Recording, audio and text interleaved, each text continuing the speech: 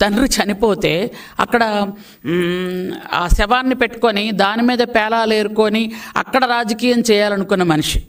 కాబట్టి పెద్దవాళ్ళంటే గౌరవం ఉంటుందని నేను అనుకోను. అలాగే చిన్నాన్న, ఇంకా చిన్నాన్ని సొంత చిన్నాన్న అంటే తండ్రి తర్వాత తండ్రి. అలాంటి తండ్రిని చంపడంలో మహానుభావుడు పాత్ర ఎంత ఉందో అనేది వాళ్ళ చెల్లె సొంతంగా చెప్పింది. కాబట్టి ఆయనకి పెద్దలంటే భయం భక్తి ఉంటుందని కానీ మనం ఎప్పుడైతే అనుకోవడానికి లేదు. కాబట్టి ఎందుకంటే ఇవన్నీ చూస్తూ ఉంటే మనిషికి మతి పనిచేయట్లేదని క్లియర్గా అర్థమవుతుంది మనకి. ఎందుకనంటే ఏప్రిల్ మేలలో 20,000 కోట్ల రూపాయలు అప్పు చేసినటువంటి ఈ పెద్ద మనిషి అప్పు చేసిన వెంటనే ఎలక్షన్ వచ్చేసింది. ఆ డబ్బులు ఏం చేశారయ్యా మీరు? ఎవరికి పంచారు? తాడేపల్లి కొంపలో వేశారా? తాడేపల్లి కొంప కట్టారా? మీరు యాక్చువల్గా చెప్పాలంటే ఆంధ్రప్రదేశ్లో ఉన్నటువంటి డబ్బంతా గత 5 సంవత్సరాల్లో దాదాపు 20 సంవత్సరాలని ఆంధ్రప్రదేశ్ నెట్టేసి మీరు చేస్తున్న పనేంటి? తాడేపల్లి ప్యాలెస్ కట్టుకోవడం, ప్యాలెస్ చుట్టూ కంచేసుకున్నట్టు పెద్ద పెద్ద గోడలు కట్టుకోవడం, ఎగ్ పఫ్ఫులు తినేయటం, కోట్లాది రూపాయలు ఖర్చు పెట్టి మీరు ఏసీలు వేసుకోవడం, కోట్లాది రూపాయలు ఖర్చు పెట్టి మీ ఇంటికి రోడ్డు వేసుకోవడం. ఇది తప్ప ఏం పని చేశారు చెప్పండి? పోలవరం నిధులు మింగేశారు, అమరావతి నిధులు మింగేశారు, అలాగే డోక్రా మహిళ నిధులు మింగేశారు. చివరికి చిన్న చిన్న గ్రామ పంచాయతీ గ్రామ సచివాలయాల నిధులు కూడా మింగేశారు.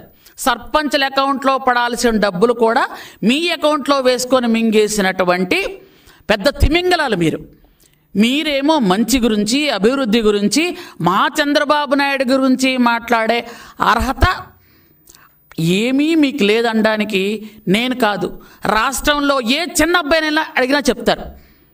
ఎందుకంటే ఈయనకు మతి పోయింది అని. నిన్న మాట్లాడతాడు ఆయన. ఒక విలేకరు ఎవరో పాపం అడిగారు, సార్ మీరు మళ్ళీ అసెంబ్లీకి వెళ్తారా అని. నేను అసెంబ్లీకి రావాలా వద్దో మీరు వెళ్ళి స్పీకర్ గారిని అడగండి. ఆ రెండు మాటలకు ఏమైనా సంబంధం ఉందా అండి? నిజం చెప్పండి. ఇప్పుడు మీకు అర్థం అట్లా అనిపించోడని పాప విలేకరు ఏదో అడిగారు, మీరు అసెంబ్లీకి వెళ్తారా లేదా? వెళ్తాను అంటే ఎస్, వెళ్ళంటే నో అని చెప్పాలి. వెళ్ళి స్పీకర్ గారిని అడగంటే అర్థం ఏంటి? స్పీకర్ గారిని ఎందుకు అడగాలి? అంటే పాపం ఎంత మతిపోయిందో చూడండి. అంటే 6 నెలలు అధికారంలో లేకపోతే సైకో జగన్మోహన్ రెడ్డి చిప్పు మొత్తం పోయింది. అంటే ఎంత పాపం ఒంట్లో బాగోలేని మనిషిని మనం ఏదైనా అనాలంటే నాకు పాపం అనిపిస్తుంది. కాబట్టి ఎందుకంటే ఇంకా అసెంబ్లీకి ఇంకా వాళ్ళ మనుషులు ఉన్నారు కదా, వాళ్ళేమో అసెంబ్లీకి వస్తాడు బల్లలు గుద్దేస్తారంటారు. వాళ్ళు అసెంబ్లీకి రమ్మనే కదా అందరూ చెప్తున్నారు. అసలు నేను గెలిపించింది దేనికి? 11 సీట్లు ఇచ్చి బయటకు తోసేసిన ప్రజలు ఆ 11 మందిని అసెంబ్లీకి రమ్మనే చెప్తున్నారు. గెలిచిన తర్వాత అసెంబ్లీకి ప్రతి ఎమ్మెల్యే వెళ్ళాలి అనేది అది విధి నిర్వహణ చేయాల్సినటువంటి బాధ్యత. అక్కడున్న ప్రజలు 2 లక్షల మంది దాదాపు ఉంటారు అసెంబ్లీలో. వాళ్ళు వచ్చి వాళ్ళ కష్టం సుఖం ఇక్కడ చెప్పాలి, నియోజకవర్గానికి అభివృద్ధికి నిధులు తీసుకువెళ్ళాలి అని అంటే ఖచ్చితంగా అసెంబ్లీకి వచ్చి మంచి చెడ్డ మాట్లాడాలి. మీరు మాట్లాడినప్పుడు మీకు పదవులు ఎందుకు? రాజీనామా చేసేయండి. దానికి ఎందుకు మరి? ఇంకా స్పీకర్ని అడగండి, లేదా మంత్రిని అడగండి, ముఖ్యమంత్రిని అడగండి. ఇదేంటిది? అంటే మీకు 11 సీట్లు రావటమే గొప్ప ఈసారికి.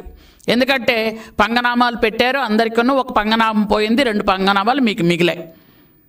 151 సీట్లు సంపాదించామని విర్రవీగారు. 5లో ఉన్న మధ్యలో ఉన్న 5 పంచభూతాలు ఆవిరైపోయి మీకు ఆ 11 మిగిలాయి. ఎందుకనంటే మనిషిని ఎప్పుడు కూడా భూమి మీద కాలుండాలి.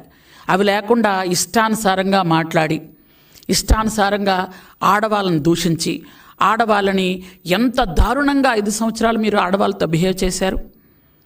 ఆడవాళ్ళని ఎంత దారుణంగా హత్యలు, నేరాలు, ఘోరాలు, రేప్లు, చిన్న చిన్న పసిపిల్లల మీద కూడా అంత అగాత్యాలు చేసినా ఎక్కడంత దారుణంగా కనీసం మీరు ఎవరి మీద ఒక్క క్రమశిక్షణా చర్య తీసుకున్నది కూడా లేదు. చంపేసి డోర్ డెలివరీ చేసిన ఎమ్మెల్సీని పక్కన పెట్టుకునే తిరుగుతారు. పొడి చేసి వెళ్ళినటువంటి కార్యకర్తలు మీ పక్కనుంటే వాళ్ళని పట్టుకొని మీరు మీటింగులు చేస్తారు. ఇట్లాంటి స్వభావం ఉన్న మీరు, సొంత తల్లిని చెల్లిని బయటికి నెట్టేసిన మీరు ఈరోజు నీతులు చెప్తున్నారు. అంటే ఆ నీతులను ఏమనుకోవాలి? అసలు ఇవి నీతులా? మీరు గత 5 సంవత్సరాలు బూతులే మాట్లాడారు. ఇప్పుడు మీ నోట్లో నుంచి నీతులు వస్తూ ఉంటే అవి కూడా ప్రజలకి చాలా దారుణంగా వినిపిస్తున్నాయి. ఎందుకంటే మీ అంత అసహ్యంగా, మీ అంత అవమానకరంగా, మీ అంత గుబ్సాకరంగా మేము మాట్లాడలేం. మాకెందుకంటే చంద్రబాబు నాయుడు గారు ఒక క్రమశిక్షణ నేర్పించారు. క్రమశిక్షణతో నీతి